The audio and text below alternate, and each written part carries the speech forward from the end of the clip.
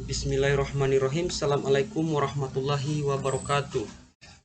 Sebelumnya perkenalkan, nama saya Gibran dengan NIM 18650023 dari kelas A.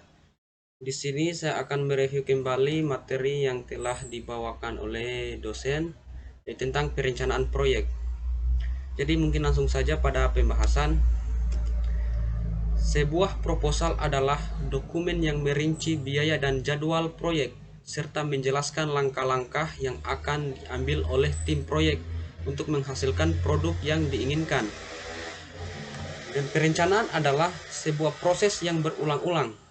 Rencana akan ditinjau secara terus-menerus sesuai dengan bertambahnya pengetahuan dan pemahaman yang lebih baik dari anggota tim. Perencanaan memang merupakan pekerjaan yang sangat sulit, tetapi harus dilaksanakan sebagaimana mestinya. Banyak proyek menjadi kacau dikarenakan tidak adanya perencanaan. Terus kemudian kita masuk pada perencanaan proyek. Perencanaan proyek adalah langkah awal, sumber daya, biaya, dan jadwal yang dibutuhkan untuk menyelesaikan proyek. PPP adalah dokumen internal, tidak perlu ditunjukkan ke user, terutama user luar. Kemudian rincian struktur kerja. Kunci berbagai rencana adalah memecah kegiatan yang diperlukan ke dalam sebuah bagian yang lebih kecil lagi. Rincian struktur kerja atau WBS diawali dengan menyusun komponen-komponen utama proyek. Hal ini merupakan level 1 dari WBS. Level 0 adalah judul proyek. Untuk proyek software, metode terbaik untuk pemecahan proyek menjadi bagian-bagian utama adalah diawali dengan 7 pengembangan fase software. Sistem penomoran WBS. Sistem penomoran dalam WBS seperti pada gambar. Untuk level 0 atau judul proyek adalah 0.0. Pada level 1 masing-masing item diberi nomor n.0, contoh 1,0, 2.0 dan seterusnya.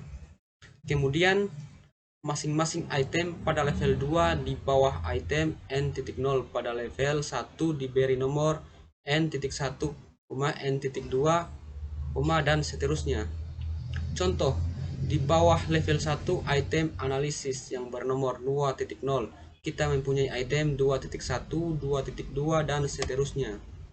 Sedangkan untuk level 3 kita tambahkan titik dan digit dari nomor di level 2. Sebagai contoh, di bawah 2.1 kita harus menuliskan 2.1, 2.1.2 dan seterusnya. Kemudian kapan Anda berhenti? Pemasukan nomor pada level terendah menunjukkan tugas atau kegiatan dalam proyek. Anda dapat berhenti merinci sebuah kegiatan jika mengikuti langkah-langkah berikut dengan benar. Beberapa orang atau grup dari sebuah proyek besar dapat diberikan tanggung jawab untuk melakukan tugas atas menyelesaikan kegiatan yang dilibatkan. Anda dapat memperoleh perkiraan berupa orang atau hari secara garis besar sebagai upaya yang dibutuhkan untuk melaksanakan kegiatan-kegiatan yang terlibat. Hal ini dapat dilakukan dengan memberi tanggung jawab pada setiap orang. Anda dapat menjadwalkan tugas. Tugas-tugas tersebut harus singkat dan dapat diselesaikan. Kemudian diagram jaringan, the network diagram. Langkah kedua dari perencanaan adalah menggambarkan diagram jaringan yang menunjukkan urutan kejadian. Tipe diagram yang paling baik untuk masalah ini adalah Bagan PERT. Urutan kejadian hanya didasarkan pada contoh setiap kegiatan. Bentuk dari Bagan PERT ini disebut precedence network, jaringan yang diutamakan. Setiap kotak menunjukkan sebuah kegiatan. Pada setiap kotak ditulis nama kegiatan dan waktu yang diperlukan. Kemudian jalur kritis dan lamanya proyek.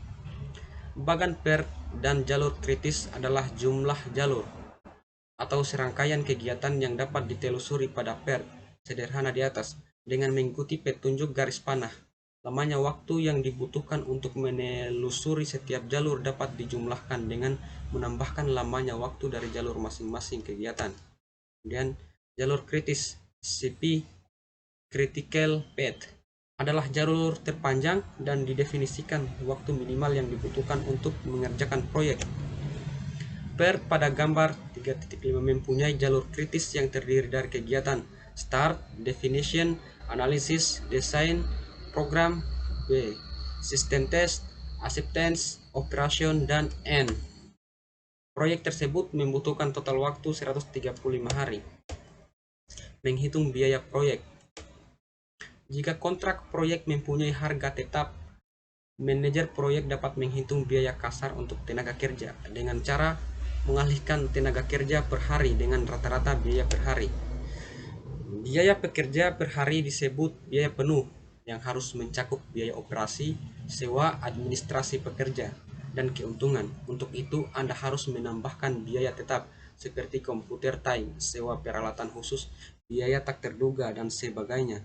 Biaya tetap harus dirinci oleh setiap estimator untuk kegiatan utamanya. Kemudian penjadwalan proyek. Langkah selanjutnya adalah menghitung jadwal proyek. Untuk melakukan hal ini, perencana mungkin manajer proyek harus mengaplikasikan jadwal yang sebenarnya dari perkiraan ke kalender days, jadwal harian, atau lamanya pekerjaan. Salah satu kesulitan tugas ini adalah mengalokasikan sumber daya manusia yang akan bekerja pada kegiatan yang akan dilaksanakan, terutama ketika pekerjaan berlangsung secara serentak. Kesulitan lain adalah memutuskan bagaimana mempersingkat pekerjaan yang dilakukan dengan menggunakan sumber daya yang ada. Kemudian, manajer proyek menjadwalkan semua proyek kalender atau jadwal yang nyata.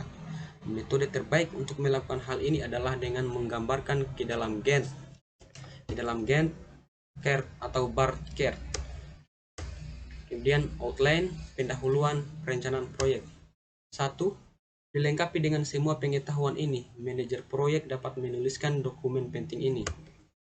Berikut ini adalah outline yang disarankan untuk PPP.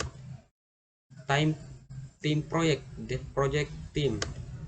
Menggambarkan struktur, siapa yang memberikan laporan, siapa yang menerima laporan, kepada siapa berkomunikasi, dan seterusnya. Kemudian programmer, tidak lebih dari 5 orang bertanggung jawab terhadap pemrograman. Programmer, tidak lebih dari. Kedua, biaya proyek, project cost, termasuk WBS, membuat perkiraan dan perhitungan yang digunakan untuk menaksir biaya dalam pembuatan produk. 3. Penjadwal proyek, project schedule, merupakan bagian terpenting dalam proyek dan dapat menggunakan metode Gantt. 4. Pemeriksaan ulang, review. Pada bagian ini, Anda dapat menghubungkan antara pertemuan dari manajemen utama dengan peninjau teknik. Jadwal proyek akan memberikan informasi ini, tujuan dari masing-masing peninjau, dan siapa yang akan mengerjakan. Buatlah daftar langsung jawab dari orang-orang yang terlibat. 5. Laporan, reports.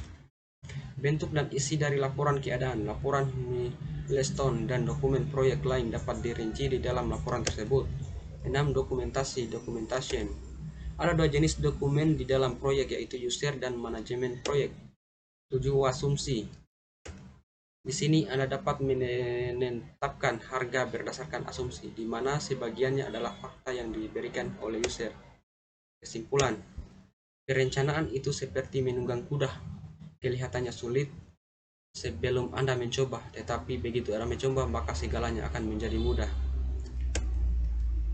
Sekian dan terima kasih dari saya. Saya akhiri. Assalamualaikum warahmatullahi wabarakatuh.